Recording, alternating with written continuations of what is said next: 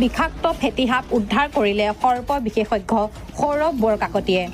গৃহস্থই ৰাতিপুৱা পাৰ সজা মুকলি কৰিবলৈ যাওঁতে কথমটি ৰক্ষা পৰে দংশনৰ পৰা।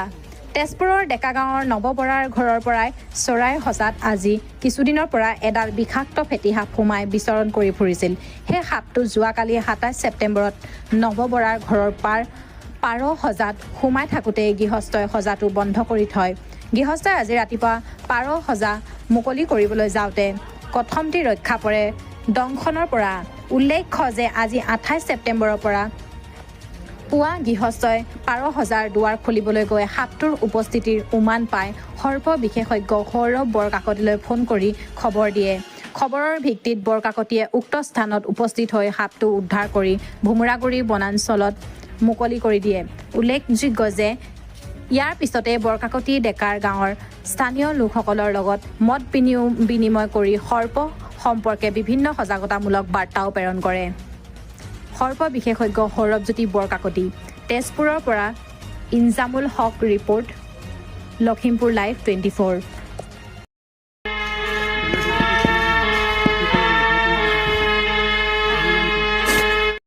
সাপ বুলি ক'লে চবে ভয় কৰোঁ। যিকোনো সাপে দেখিলে জাপ মাৰি দিওঁ, এই মোক খুটিব অমুক কৰোঁ ভয় খাই ন।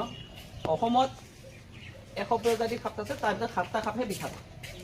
সাপকেইটা যদি আপুনি ভালকৈ জানে, আপোনাক যদি ধৰা সাপে কামুৰিছে আপোনাৰ একো নহয়, আপোনাক যদি মোচোৱাগুম সাপে কামুৰিছে আপোনাৰ একো নহয়, আপোনাক কৰ্কলা সাপে কামুৰিছে আপোনাৰ একো নহয়, আপোনাক ধুন্দুলিগুম সাপে কামুৰিছে আপোনাৰ একো নহয়।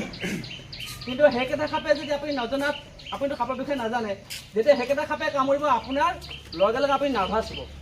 মোক সাপে কামুৰিলে মই নাবাচোঁ আৰু মই মৰিলোঁ আৰু ভয় যোৱা লাগিব। এতিয়া শিশুৰ ক্ষেত্ৰত আমি তাৰমানে পাইছোঁ সদায় ৰিজাল্ট সদায় ভাল পাওঁ।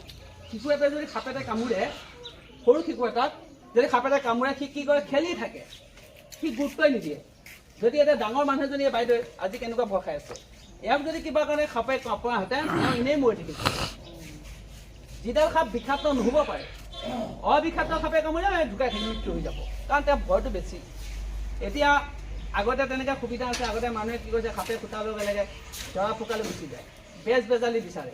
এইবিলাক কিন্তু ভুল। বেজে ভাল কৰিব, বেজে চালু হয়, ৰ'ব বেজ চালু হ'ব, বেজে জানে কোনটো বিষাক্ত সাপ কোনটো অবিষাক্ত সাপ, কোনটো বিষাক্ত সাপ কোনটো অবিষাক্ত সাপ, সেইটো বেজে জানে। যেনেকৈ আমি জানো এতিয়া যিটো সাপে কামুৰিলে আপোনাৰ মৃত্যু নহয়, সেইটো আমি জানো। তাৰমানে এই সাপে যদি কামুৰে আপুনি লগে লগে হস্পিটেল যাবই লাগিব, আৰু যিমান পাৰে সোনকালে।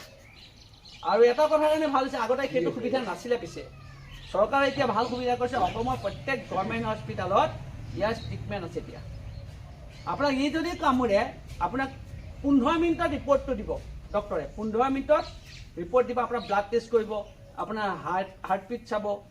যদি বিষাক্ত সাপে কামুৰে হাৰ্টবিটটো শ্ল' চলিব, উশাহ লোৱাত মানুহজনে কষ্ট পাব।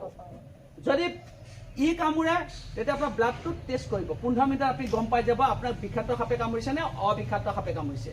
সেইকাৰণে চিন্তা কৰিব লগা নাই, আজি বহুত উন্নত, আগতকৈ বহুত উন্নত। সেইকাৰণে মোৰ এটাই অনুৰোধ, যাকে সৰ্পৰ দংশ, যি সাপে যদি ৰাতি আপোনাক নেদেখা গজাল এটাই বিন্ধাই, গজাল এটাই বিন্ধিছে আমি দেখা নাই, মোক কিবা এটা বিন্ধে, আপুনি চিধা হস্পিটেল যাওক, কনকলতা মেডিকেলত যাওক, তেজপুৰ মেডিকেলত যাওক। আপুনি তাত গ'লে আপুনি ব্লাডটো টেষ্ট কৰিব, তেওঁলোকে ব্লাডটো টেষ্ট কৰি আপোনাক কৈ দিব যে বিষাক্ত বস্তু নে অবিষাক্ত বস্তু। যদি আপুনি আকৌ ভয়ে থাকে যে নাই মই ঘৰতে প্ৰাথমিক ট্ৰিটমেণ্ট কৰিম, ভগৱানৰ লগত যদি বিষাক্ত বস্তুৱে আপোনাৰ বিপদ হ'ব। এতিয়া চবতকৈ ডাঙৰ কথা, এতিয়া আমাৰ সাপৰ চাওক, আগতে সাপ বুলি ক'লে মানুহে দেখিছিলে ভয় খাইছিলে, আৰু আজিকালি হস্পিটেলত যোৱাৰ কাৰণে আমি এটা সুন্দৰ ৰিজাল্ট পাই আছোঁ।